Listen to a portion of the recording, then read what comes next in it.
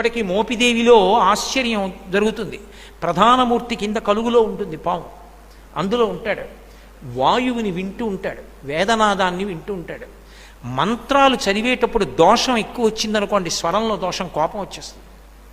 ఎవరిని ఏం చేయడు, కోపం వచ్చి అలుగుతాడు. అలిగి కలుగులోంచి బయటకు వచ్చేస్తాడు. బయటకు వచ్చేసి ఎదురుకుంటే తొట్టు ఉంటుంది, అందులోకి పోయి పడుకుంటాడు.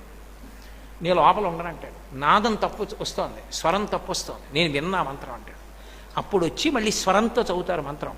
చదివి తప్పు అయిపోయిందయా, క్షమించు, నీ యథాస్థానాన్ని చేరమని అడుగుతారు. అప్పుడు ఒకసారి మళ్ళీ ఆ బుట్టలోంచి పైకి లేచి మళ్ళీ వెళ్ళిపోతాడు. అందరూ చూస్తుండగా జరుగుతుంది మోపిదేవిలో. నేను అబద్ధం చెప్పాను అనుకుంటున్నారేమో, మీరు కావాలంటే అర్చకుల్ని వెళ్ళి అడగండి. కిందే ఉంటుంది కలుగు, అందులోనే పడుకుని ఉంటాడు.